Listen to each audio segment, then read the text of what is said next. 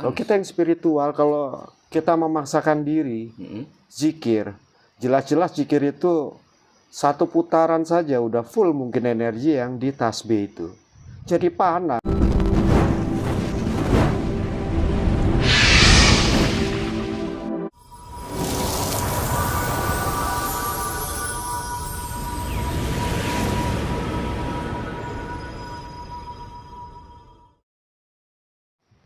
Selamat malam Bopo Rahayu, salam damai. Salam semesta alam. Bertemu kembali Bopo dengan saya dan tim. Sehat ya Bopo ya? Alhamdulillah sehat-sehat. Ya, ini untuk melanjutkan obrolan kita di tempo hari Bopo. Dan ini masih ada yang tanya nih, ya, masalah Tuhan lah, tauhidan. Tentang apa? Tuhan, ketuhanan. Nah, sebetulnya konsep ketuhanan yang benar itu seperti apa, Bu? Konsep ketuhanan ya kita menjalani, melakoni 20 sifatullah. Terutama yang ditargetkan 7 sifatullah dulu. Iya. Yang ada di dalam diri manusia. Itu sajalah, tapi kan tidak mudah. Siapa yang bisa lakoni? Ketika seseorang ya, mau menembus yang namanya ma'rifat Allah, apakah harus dengan cara berzikir? Enggak lah. Enggak ya. Ya kalau memang dia sudah terlatih, tinggal sidakep sinuwun tunggal. Sudah pasti urusannya roh itu. Ya merogoh sukmo jatuh-jatuhnya dong. Iya. Nggak mungkin alam pikiran lagi, itu namanya ngayal. Tapi tetap ada hubungannya dengan hayalan. Tapi hayalan yang diwujud nyatakan. Ya energi goib hampir sama kok dengan frekuensi HP, gelombang HP, sama. Nggak ada beda. Kalau kita mau pakai bahasa fisika lah. Iya. Atom. Ciri-ciri seseorang yang sudah mencapai ma'rifat Allah itu seperti apa, Bu? Yang jelas mereka itu selalu menutup diri, menghindari kerumunan, mayoritas. Iya. Mayoritas. Dan enggak pernah mau menonjolkan diri, selalu menutup jati dirinya, pura-pura bodoh lah. Itu saja lah. Itu sudah dari dulu ya begitu. Bahkan ada yang pura-pura gila toh, padahal enggak gila. Itu saja lah.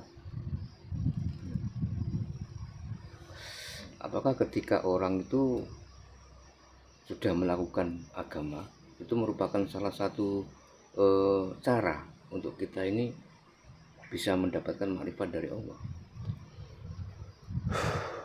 Ma'rifat dari Allah hanya keberuntungan sebenarnya. Keberuntungan? Ya kebersihan jiwa. Jiwa ya. Ya harus otomatis pikiran harus sinkron dengan jiwa. Itu saja lah. Kita bisa memerangi hawa nafsu kita sendiri dulu lah. Memerangi mekek hawa. Hawone angkoro. Kalau mau pakai bahasa Kejawen. Iya. Ya bukannya itu Sunan Kalijogo udah nyebutin di situ. Lir-ilir. Jadi intinya manusia tanpa beragama bisa ya mencapai untuk ma'rifat Allah itu. Ya bisa, ya ketuhanan namanya. Ketuhanan ya. Iya. Tapi banyak yang salah mengartikan. Betul. Salah persepsi. Akhirnya memvonis. Padahal kehidupannya justru lebih baik di hadapan masyarakat. Betul. Mereka saling tolong menolong. Iya. Justru kekeluarganya lebih kental lah mereka. Yang merasakan tetangga dan masyarakat sekitar. Pasti orang yang bermakrifat membawa berkah untuk sekitarnya, lingkungan. Itu sajalah. Tanpa harus berzikir Bobo ya? Enggak harus. Kata orang berzikir itu panas. Kalau kita yang spiritual, kalau kita memaksakan diri, zikir, jelas-jelas zikir itu satu putaran saja udah full mungkin energi yang di tasbih itu. Jadi panas, di tangan juga panas. Orang berzikir itu panas, Bu? Panas mayoritas, karena energi full. Oh. Ya kita sendiri yang naruh energi itu.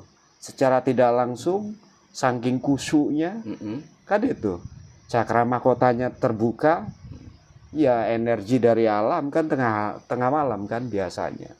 Pas kebetulan bulan purnama sisan, wes cocok. Nah kalau mau menyatu dengan alam ya tunggu bulan purnama. Kalau mau zikir atau apa, ya seperti itulah. Kenapa harus bulan purnama, Bu? Energi alam. Oh, energi alam. Ya 13, 14, 15 tanggalan Jawa itu sudah pasti bulan purnama. Itu saja lah. Jadi kalau intinya kalau kita berzikir, semedi, ya sebenarnya enggak meditasi itu lebih afdolnya di bulan purnama. Kalau berdoa lebih dijabah, karena kan langsung. Gitu ya. Itu intinya. Dan banyak yang disalahgunakan. Iya. Mentang-mentang energi alam terbuka, buat ngirim tuh.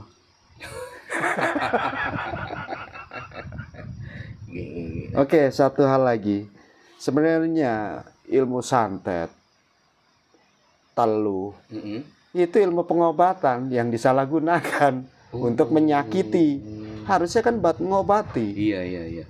Harusnya.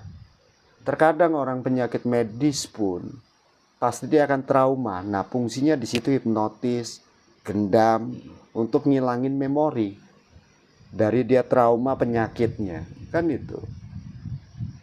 Ya, seperti teluh santet itu sebetulnya cara kerjanya ilmu santet itu seperti apa, Bu? Oke. Kalau santet memasukkan suatu benda. Iya. Kalau teluh setengah ruhnya hilang. Nah, itu yang dikendalikan bonekanya. Mayoritas kalau udah timur ke sana lah, itu koteka namanya. Kalau udah Banyuwangian ya koteka, Madura koteka nyebutnya. Nah, kan banyak ya orang itu yang berpersepsi bahwa santet itu kan ilmu hitam, gitu, ilmu untuk mencelakakan orang lain ya. Padahal tadi Bobo mengatakan itu sebetulnya pengobatan. Nah, itu bagaimana penjelasannya, Bobo? Sebenarnya tidak ada ilmu yang hitam. Tidak ada ya, Bobo ya? Yang hitam manusianya, gitu. merintahin ilmu. Ingat, kita manusia paling sempurna di hadapan makhluk goib. Tentu yang mengendalikan ya manusianya goib itu. Bukan kita yang kita dikendalikan goib, enggak. Kalau orang yang berilmu tinggi, kita yang mengendalikan goib. Nah, kecuali korban goib lain cerita. Ya pengendali goib lah, paranormal harusnya yang asli itu seperti itu. Maksudnya tadi santet itu merupakan suatu pengobatan. Ilmu pengobatan itu penjelasannya gimana, Bu? Bisa sedikit dijelaskan ini. Ya kayak orang kena guna-guna, misalkan kayak waktu itu dicontohkan telepon, orang itu ngerasain sakit lah. Iya. Karena dia tidak kesurupan. Nah, kalau ilmu teluh pasti begitu kita obati kesurupan mayoritas. Kalau makanya suatu benda paling dia ngerasain sakit. Begitu kita tarik terasa pasti. Itu kalau memang punya sanat ilmu yang tidak harus neko-neko ya. Kalau mau ngobatin detik itu ya sembuh. Nggak harus pakai syarat yang macam-macam, kecuali posisinya kan kecuali. Tidak harus semua pasien dikecualiin toh. Iya. Kan itu. Agar kita ini tidak mudah terkena ilmu santet, ilmu pelet, ilmu teluh itu apa yang harus kita lakukan? Keimanan jatuhnya. Keimanan. Tapi ngeyel juga oke juga. Itu bagian dari penangkal santet. Jadi intinya orang tidak percaya gitu kebal ya. Kecuali ada kecuali. Kenapa? Kenapa contohnya? Dibuat sakit dulu, baru bisa masuk. Pasti itu cara kerja di luar sana tuh begitu. Pasti dibuat penyakit dulu. Ini rahasia-rahasia dunia spiritual ya. Iya, iya.